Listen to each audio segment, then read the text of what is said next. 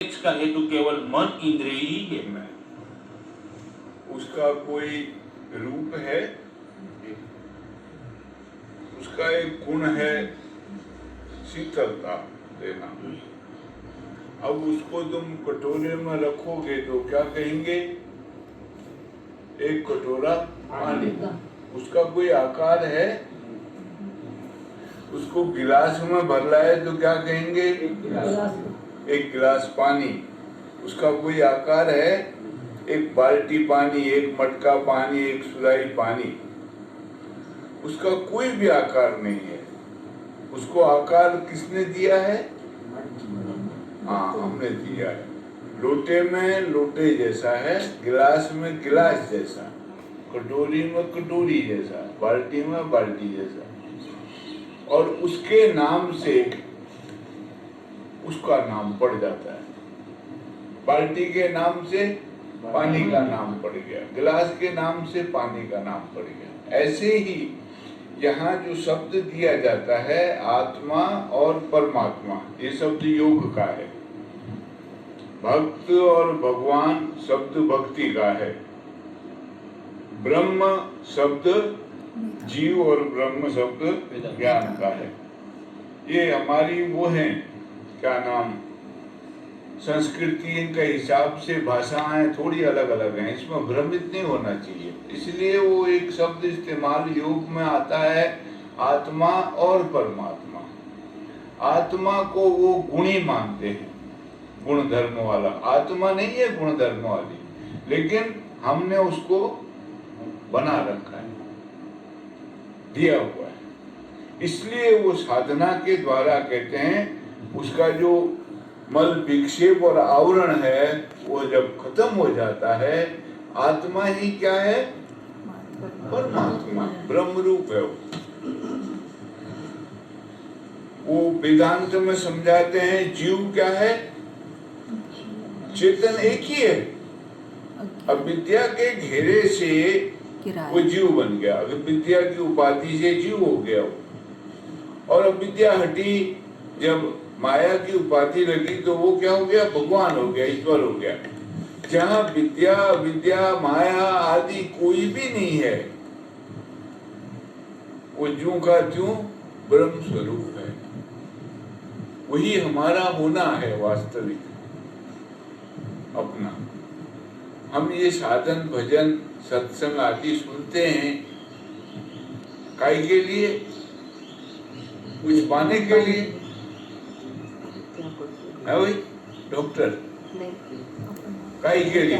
अज्ञान को दूर करने के लिए। हाँ, ये सब अविद्या का जो घेरा है उसको हटाने के लिए।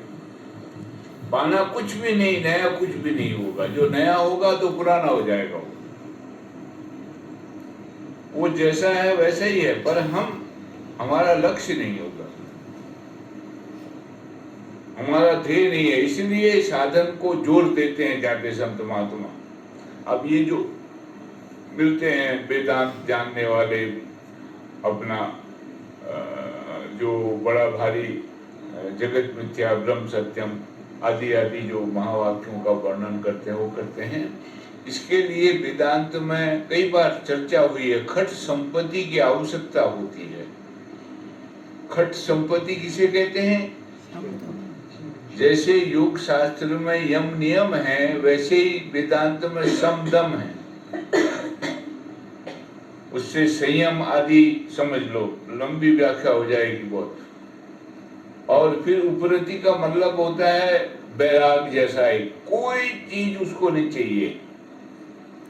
उपनिषद आदि पढ़ते हैं, जैसे उसको प्रलोभन दिया था नचिकेता को बहुत, उसने कहा नहीं, जब चीज नाश होने वाली है तो फिर मैं इसको लेके करूंगा क्या? आखिर तो सब बेकार जाएगा। इसलिए उसको बहुत ऊंचा समझाया है।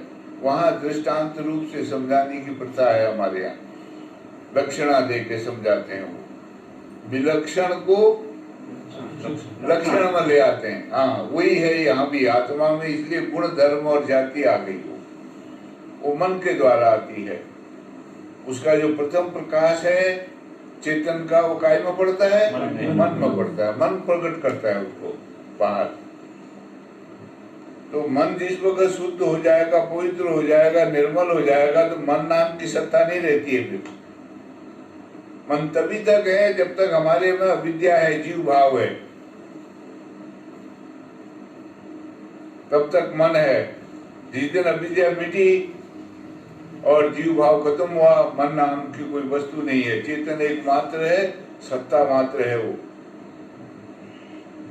और वो सत्ता ही सारा कार्य कर रही होती है। इसलिए वो बिल्कुल उसके साथ एक होकर के अपने आप को उस रूप में जानता है।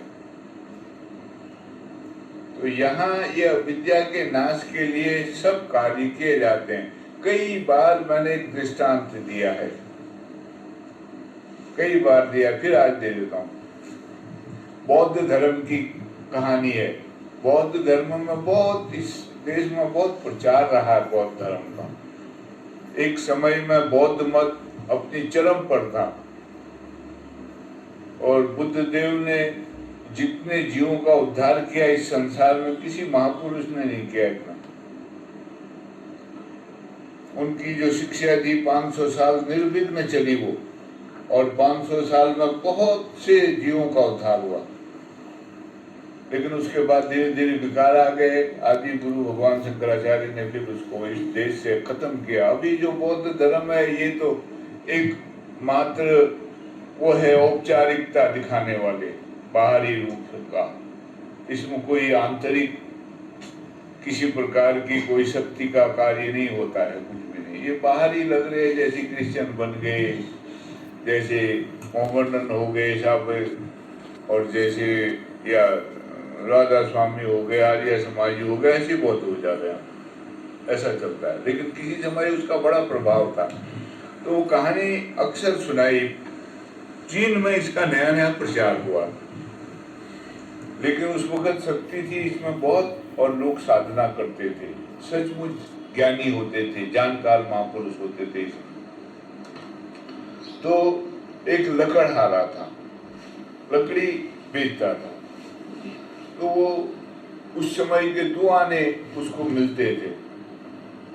एक आने की वो नमक और आटा लेकर घर आता था।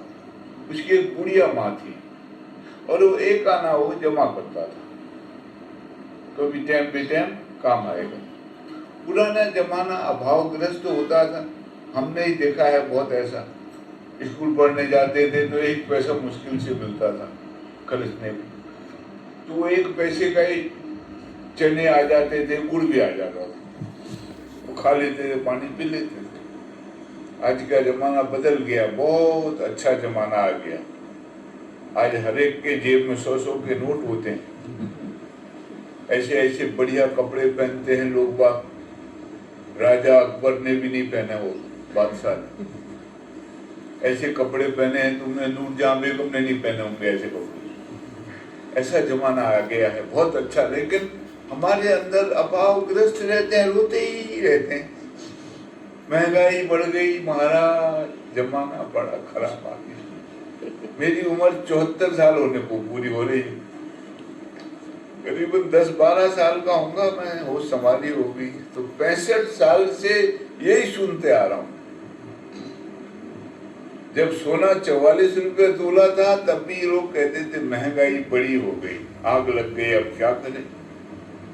आज सोना कितना रुपया तोला है? तो भी खाली वही महंगाई हो रही लोग। तब भी जमाना बहुत खराब था, कहते हैं बहुत खराब आ गया जमाना, और आज भी खराब जमाना खराब है। अच्छा कब था मेरी समझ नहीं आया अभी तक।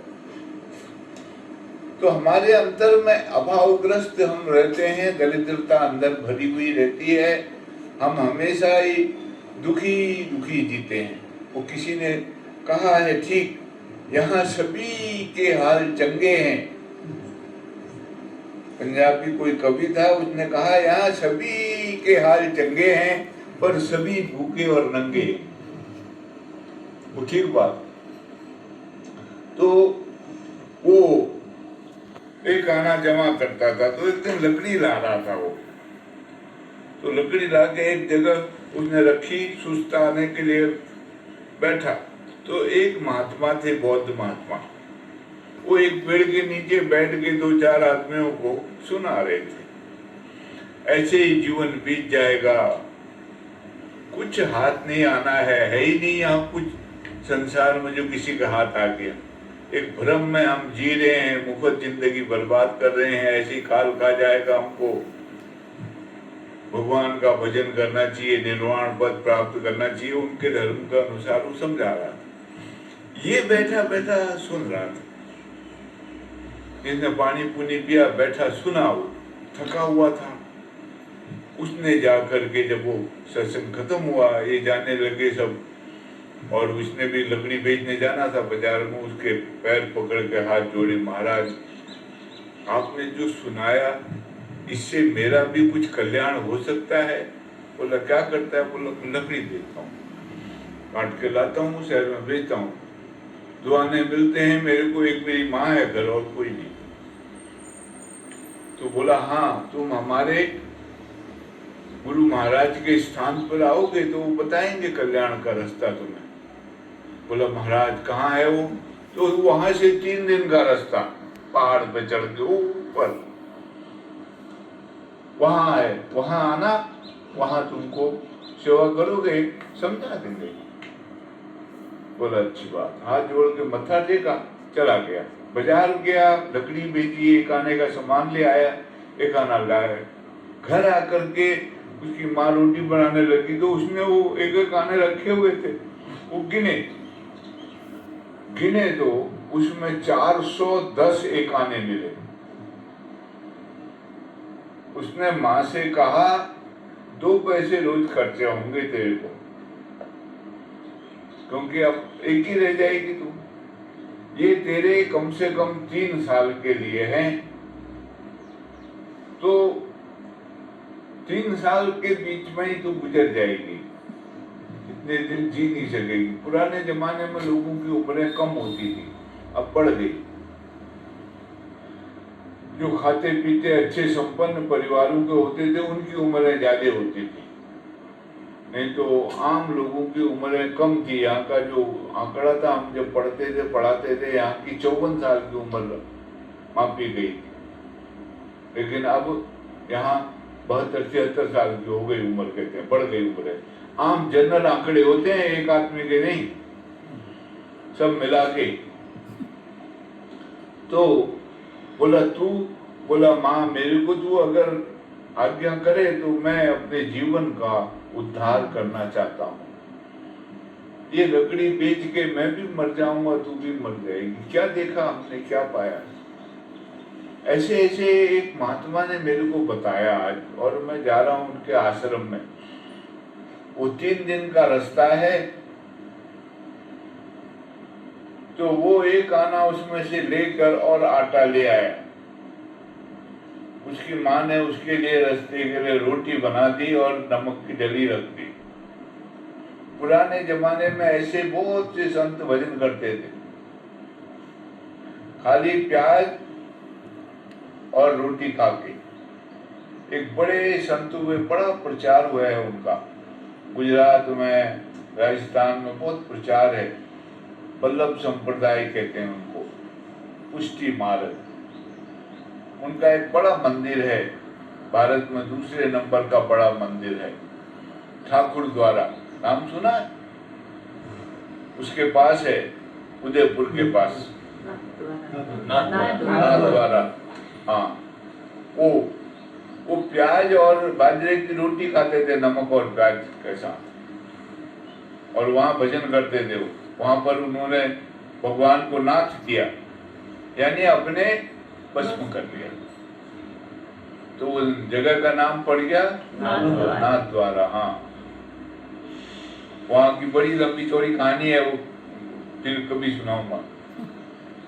तो ये चला पैदल, पानी पूनी पी लेता था, रोटी खा के, नमक लगा के। मैंने आज भी देखे लोग भात खाते हैं कश्मीरी इतना सारा, और इतनी सी नमक रख लेते हैं साथ में पिसा हुआ, और वो मारे गट्टे और नमक लगाई जुबान पर, भात खा लेते हैं। आज का भी जमाने में ऐसा चलता है, ये सब्जी दाल वगैरह नहीं उनको नसीब होती है।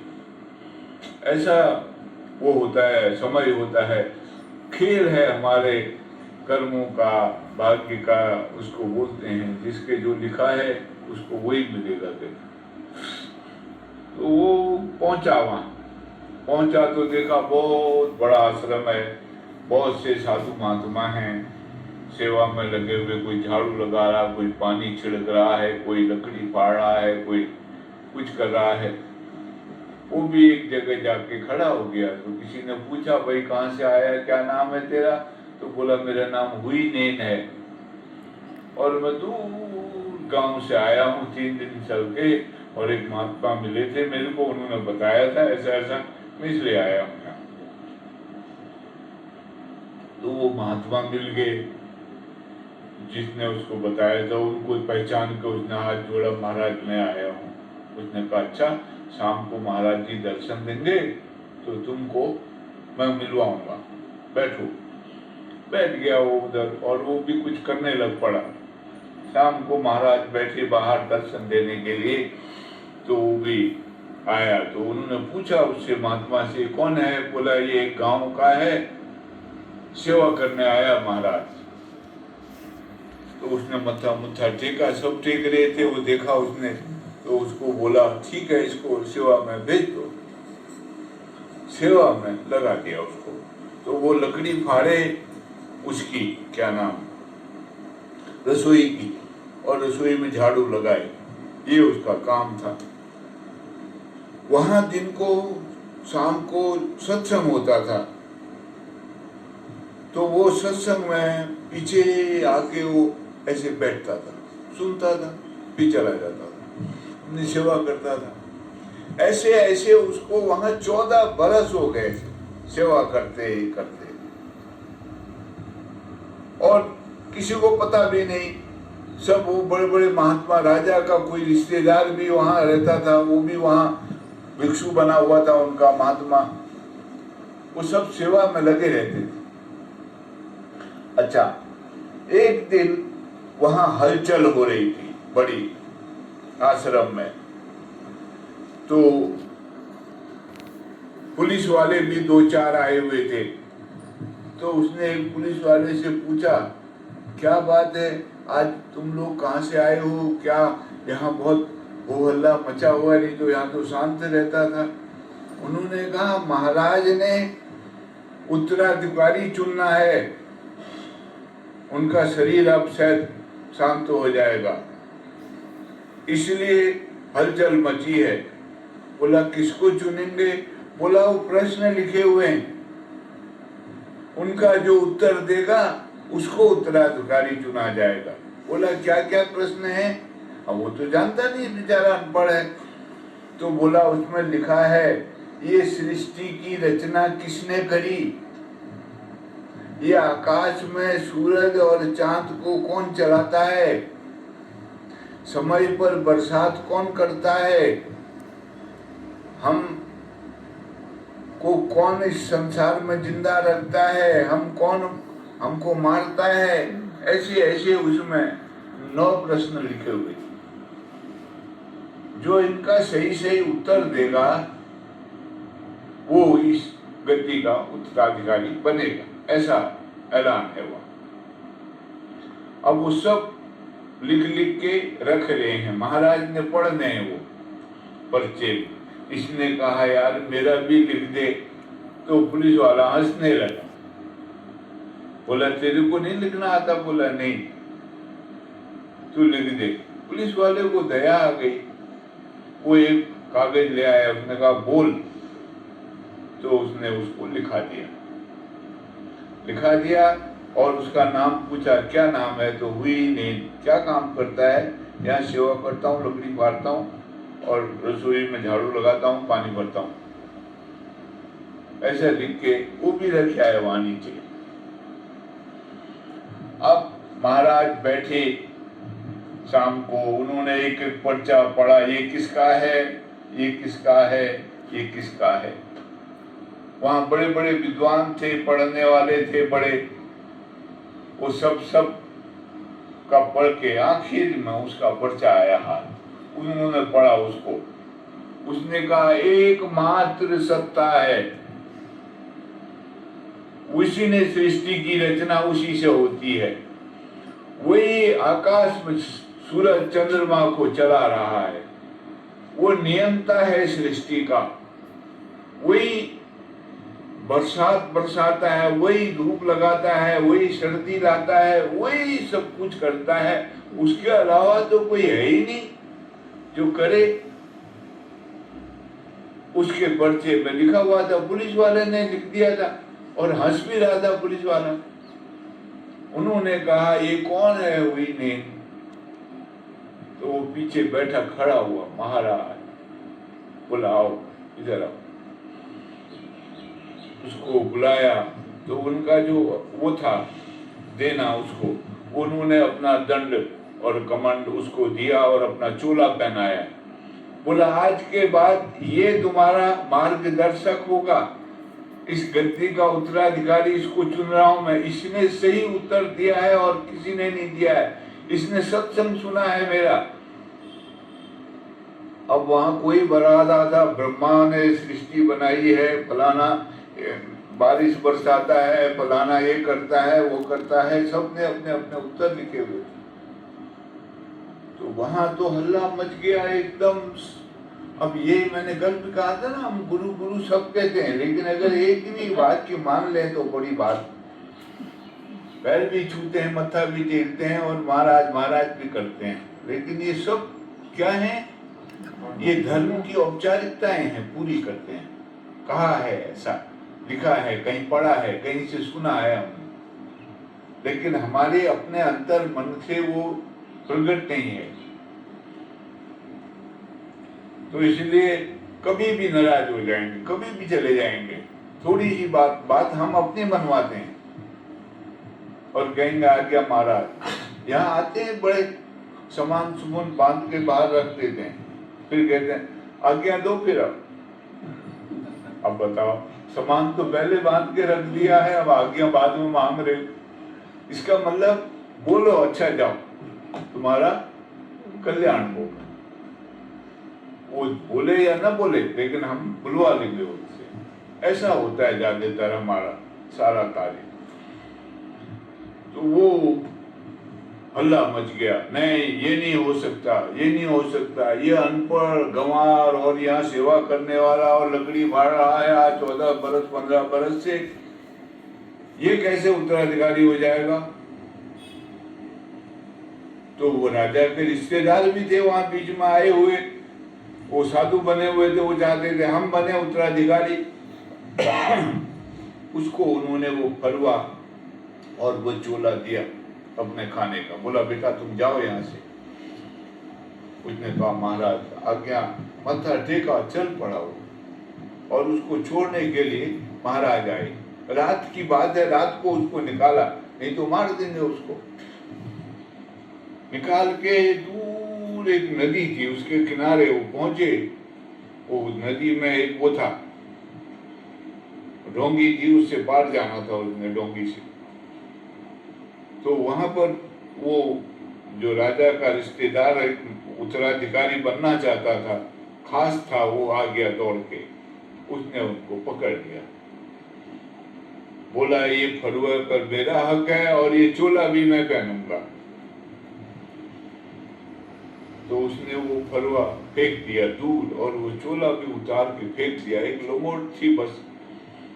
बोला ले मूर्ख, ले ले इसको भी, पर याद रख जन्म से पहले तेरे पास कौन सा चोला था, मरने के बाद ये फरुआ कहाँ जाएगा, उसको याद रख, इससे तू गुरु नहीं बन जाएगा। ले ले ये, दे दिया और वो डोंगी में बैठ के वो नदी के पार चला गया। उस पार भी जंगल था, जाता रहा, बहुत समय बीत गया, 5 7 10 बरस बीत गए। एक दिन एक बड़ा शहर था, उस शहर में एक बहुत बड़ा मठ था। वो मठ उस इलाके का सबसे बड़ा मठ था। उसमें बहुत साधु महात्मा रहते थे। तो दो साधु जा रहे थे, तो हवा चल रही थी फुरफुराहट से, तो मठ की ध्वजा लगी हुई थी बड़ी भारी। वो साधु सब बाहर आए हुए थे, तो ध्वजा फर फर कर रही थी। तो एक साधु ने कहा, आहा हा हा, कैसी ध्वजा फरफरा रही, कितना शानदार लग रहा दृश्य। दूसरे ने कहा, हवा फरफरा रही, ध्वजा नहीं। तो फिर पहला वाला कहता है, ध्वजा ही नहीं होती तो कौन फरफराता? पहले वाला कहता, हवा ही नहीं चलती तो कौन फरफराता? अब वो झगड़ने लगे दोनों। वो कहे ध्वजा फरफरा रही, वो कहे हवा फरफरा रही। अब वहां लोग इकट्ठे हो गए बहुत। वो कुछ उसकी तरफ हो गए, कुछ उसकी तरफ। संसार का ऐसा रिवाज है, एक तरफ को भी कोई नहीं जाता है, थोड़ी थोड़ी बढ़ जाते हैं लोग। विचारधारा होती है सबकी अपनी अपनी।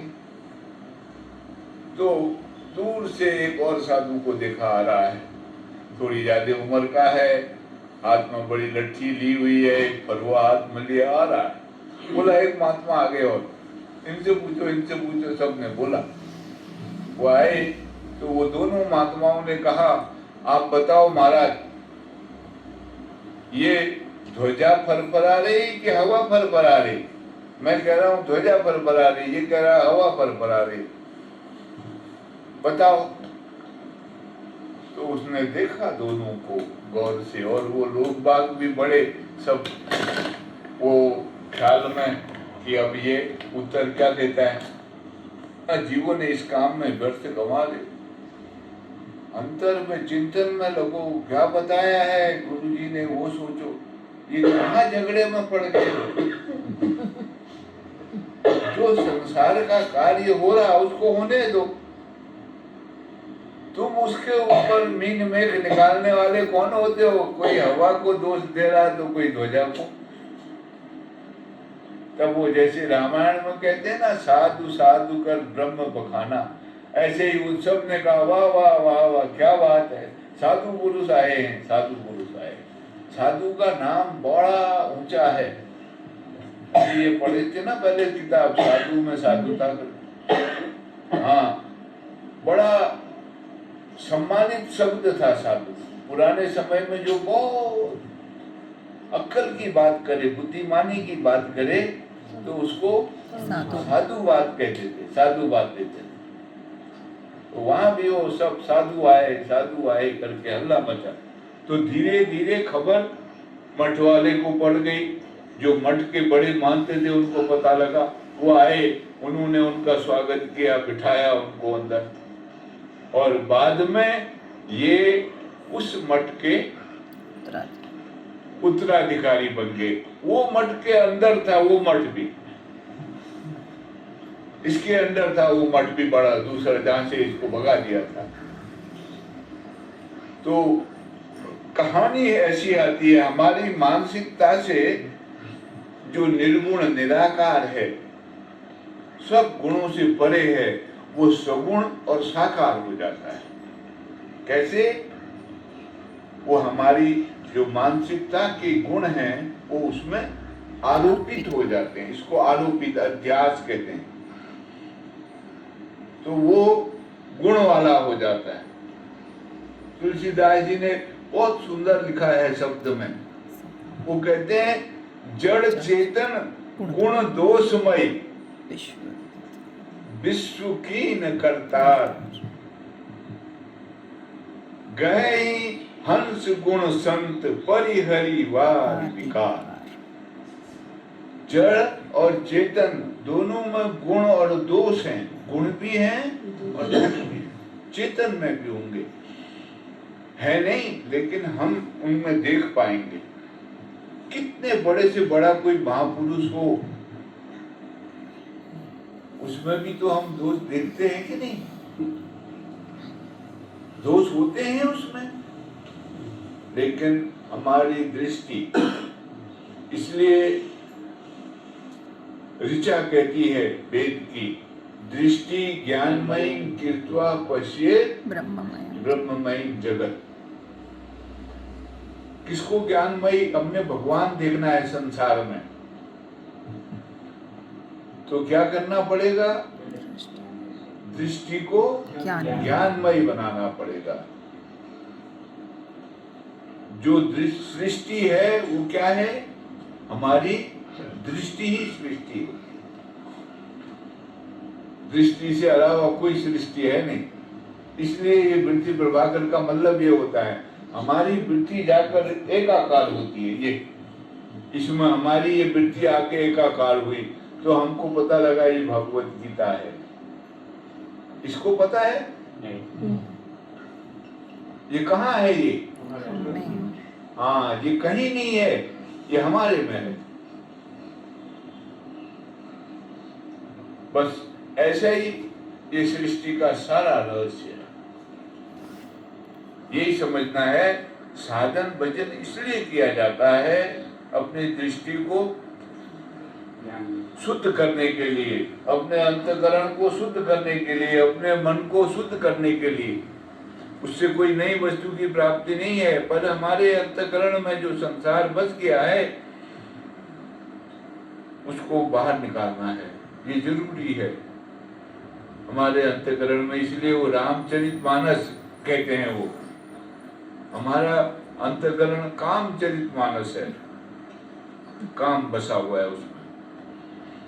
इसलिए हमारे दृष्टि में वही रहता है। उसी के लिए हम जीते हैं, उसी के लिए मरते हैं। अभी जीने का उद्देश्य भी वही होता है। यहाँ हम बेशक जाएं साधु संतों के पास, महात्माओं के पास, मत्था मुत्था टेके जो मर्जी करें और बोले भी सब, और ये भी कहते हैं माया है महाराज, छोड़ना है इसको, बेकार है सब। और फिर महाराज से कहेंगे महाराज धंधा नहीं चल रहा, कुछ कृपा कर दो। अरे माया है, छोड़ना है कह रहे हो, फिर क्यों कह रहे हो कृपा कर दो? हाँ, इसके लिए बहुत गहरी सोच चाहिए हमको।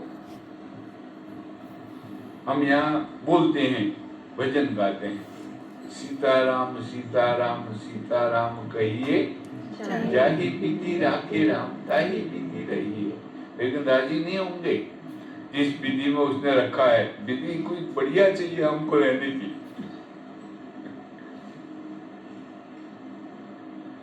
उस विधि से हम राजी रह नहीं सकते हैं।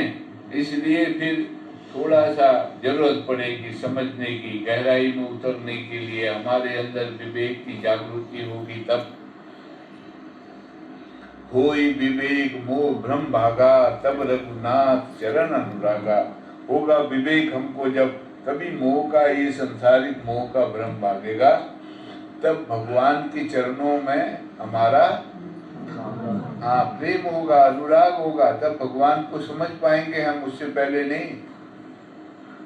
उससे पहले माया के लिए ही सब कार्य करते होते हैं संसार में। उसी की इच्छा होती है, उसी के लिए जीते हैं, वही जीने का आधार होता है। भागवत ग्रंथ है, बहुत सुंदर अद्वैत का ग्रंथ है वो। उसमें श्रेष्ठता है एक तत्व की। उसमें 10 तत्वों का वर्णन आता है, लेकिन एक श्रेष्ठ तत्व माना जाता है। उसकी प्रधानता है, क्या है? आश्रय तत्व।